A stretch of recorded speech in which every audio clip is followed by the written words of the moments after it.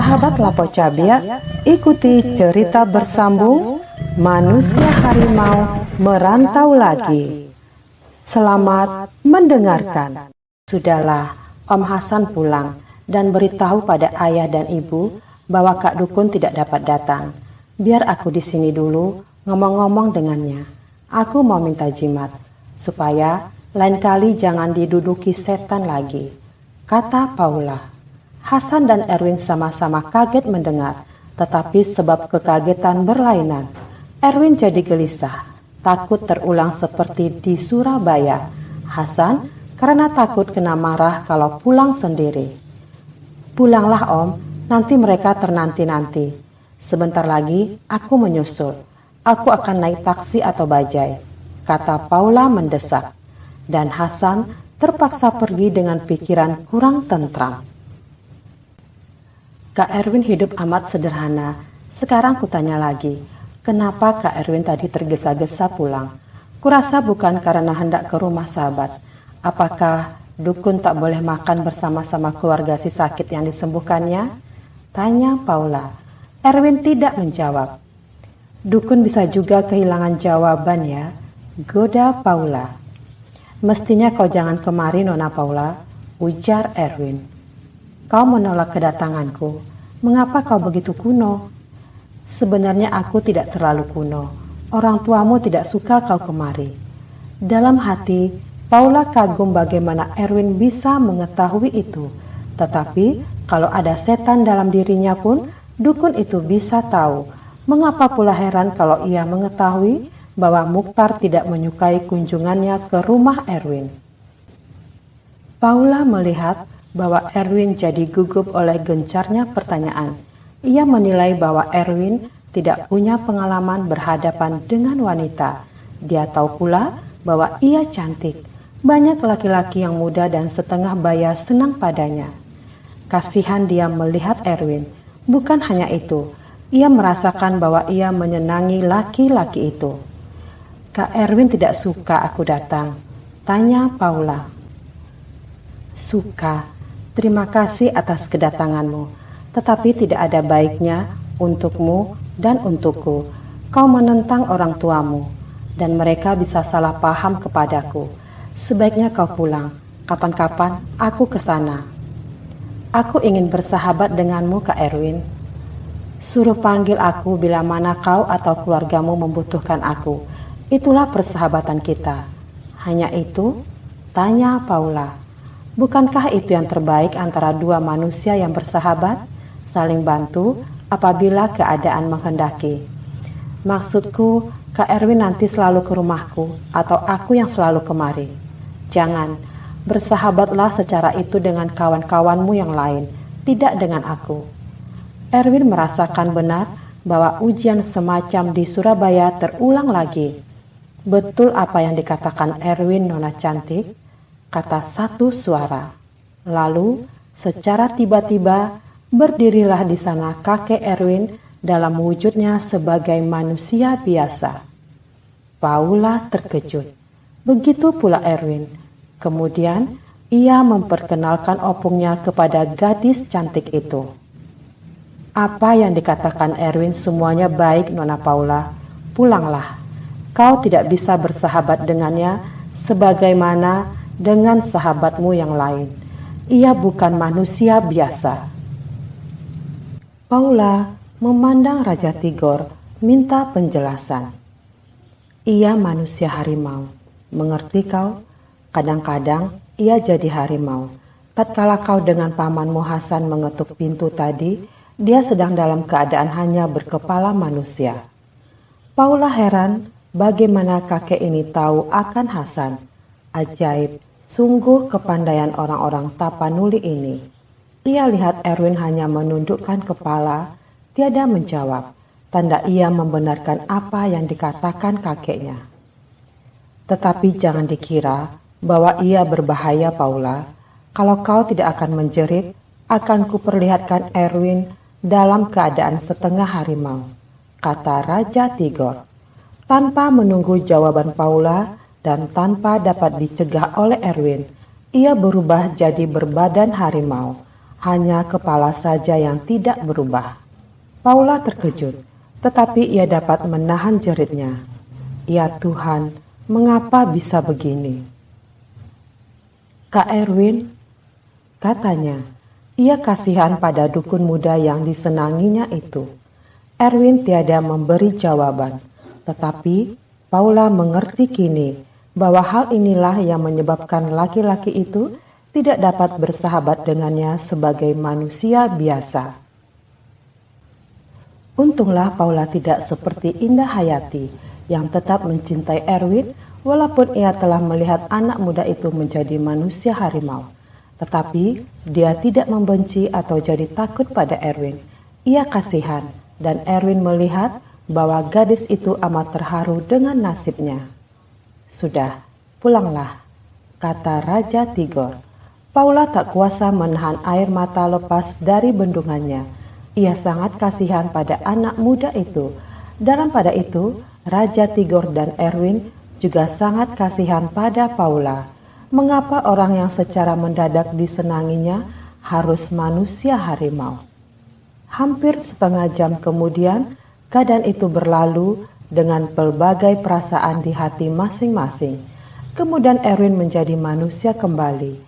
Ia bersimbah peluh, sebagaimana ia tadi juga basah oleh keringat ketika membukakan pintu bagi Paula dan Hasan. Hasan melihat Mukhtar dan istrinya amat tidak senang karena ia meninggalkan Paula di rumah dukun muda itu. Terlalu ceroboh kau, kata Mukhtar kesal dan khawatir. Entah apa yang terjadi dengannya kini. Hasan membela diri bahwa bukan dukun itu yang meminta Paula tinggal, tetapi gadis itulah yang berkeras hati mau tinggal. Tentu dia telah diguna-gunai oleh dukun itu. Rupanya dia menyembuhkan Paula untuk dirinya, kata Mukhtar kian marah. Jangan berkata begitu, tidak ada tanda-tanda maksud buruk pada dukun itu, kata Hasan membela Erwin dan sesuai pula dengan keyakinannya. Pura-pura dia tidak mau terima duit, rupanya dia mau yang lebih dari itu, kata Mukhtar. Hasan menasehatkan agar Mukhtar jangan sembarang tuduh, karena dukun itu bisa mengetahui segala-galanya dan belum tentu terjadi sesuatu yang buruk atas diri Paula. Mukhtar jengkel. Kalau sudah terjadi yang buruk, sudah tidak ada gunanya. Sudah terlambat, katanya. Pergi ambil dia, perintah Mukhtar kepada Hasan. Tetapi yang disuruh menolak. Ia tidak sudi dibentak terus-terusan.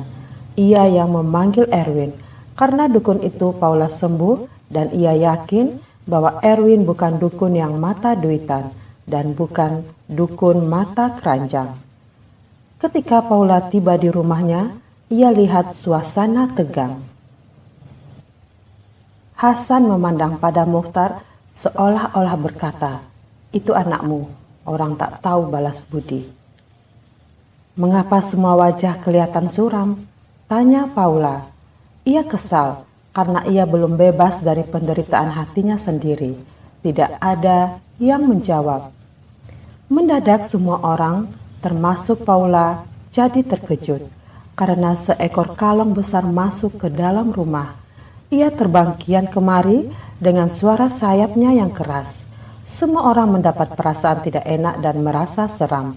Lalu terdengarlah suara tawa, mulanya terbahak-bahak, kemudian mengejek. "Dukun itu telah menyembuhkan anakmu, Mukhtar. Aku setuju dengan pendapatnya. Anakmu tidak bersalah. Tetapi kini kau harus membayar untuk sifatmu yang tamak dan kejam." Ada suara, tiada rupa, tetapi Mukhtar kenal suara itu. Tubuhnya gemetar, kemudian menggelepar jatuh di lantai. Melihat Mukhtar begitu, istrinya menjerit histeris. Mata laki-laki itu memandang liar. Entah apa yang dilihatnya, tetapi tentu sesuatu yang menakutkan. "Kau harus membayar untuk kejahatanmu, Mukhtar," kata suara tadi. "Ampun, ampun," pinta Mukhtar sambil menghempas ke kiri dan ke kanan. "Panggil dukun muda itu," pinta Nyonya Muchtar. Ya, panggil dia, kata Muchtar menambah. Minta dia menolong aku, teriaknya kemudian. Dari berkata, kini suara itu tertawa lagi. Kemudian katanya, tiada waktu lagi, tiada waktu lagi. Tetapi Hasan pergi juga, walaupun dalam hati ia mengejek saudaranya. Baru beberapa menit yang lalu, ia menista dukun itu. Muchtar kian menggelepar bagaikan mengikuti irama sayap kalong itu. Kemudian dari mulutnya keluar busa berwarna biru. Matanya tak liar lagi. Satu hempasan lagi, hempasan terakhir rupanya. Muchtar tidak bergerak lagi. Kalong pembawa hantu keluar rumah tanpa diusir. Tugas yang diperintahkan majikannya selesai sudah. Nyonya Muchtar, Paula, dan semua keluarga menangis. Benar, tiada waktu lagi minta bantuan dukun Erwin. Muchtar disuruh membayar untuk kesombongan dan keserakahannya selama ini. Ki Ampuh cepat mendengar tentang kesembuhan Paula yang tak berhasil diobatinya. Panas dan sakit hatinya bukan buatan, karena yang menyembuhkan tak lain daripada Erwin. Orang ini sudah membuat banyak kebaikan baginya, bukan hanya dia, tetapi seluruh keluarganya. Ia pernah tinggal di Tapanuli Selatan sana, makan minum bersama mereka, diberi berbagai pelajaran. Tetapi kenapa kepadanya tidak diturunkan ilmu sebagai yang dimiliki Erwin? Di Banten, ia dibikin malu di hadapan Mbah Penasaran. Ia ternyata kalah dalam menundukkan hati wanita itu. Kini ia dibikin malu lagi oleh Erwin. Kalau dukun lain yang menyembuhkan Paula, tidak akan sesakit ini hatinya. Dia toh telah menerima lebih dari 3 juta. Ki Ampuh masih ingat bahwa ia telah berjanji untuk tidak menyakiti atau menjahili Erwin. Tetapi dia tidak mau ada orang yang melebihi dia di Jakarta.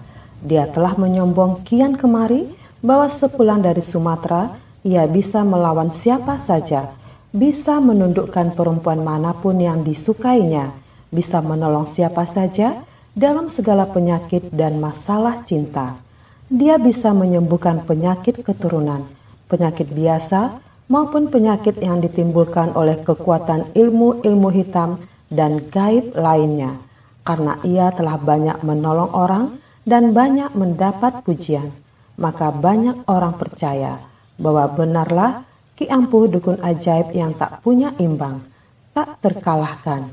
Itulah yang menyebabkan ia teramat sakit hati ketika mengetahui bahwa Paula yang dimasuki setan akhirnya sembuh di tangan Erwin. Ki Ampuh berpikir bagaimana caranya. Kemudian ia pergi ke rumah Erwin, rumah buruk dan boleh dikata gubuk jika dibandingkan dengan rumahnya. Aku telah mendengarnya, kata Ki Ampuh setelah didahului dengan basa-basi. Mengenai apa? Tanya Erwin, tidak tahu apa yang hendak diceritakan oleh bekas musuhnya. Tentang penyembuhan Tuan Muchtar, tentang anaknya yang kemudian jatuh cinta padamu. Ilmu pekasi apa yang kau pakai? Erwin menerangkan bahwa penyembuhan orang kaya itu semata-mata karena bantuan Tuhan dan tidak benar anak orang itu jatuh cinta padanya. Ia juga menerangkan bahwa ia sama sekali tidak memakai ilmu pekasi.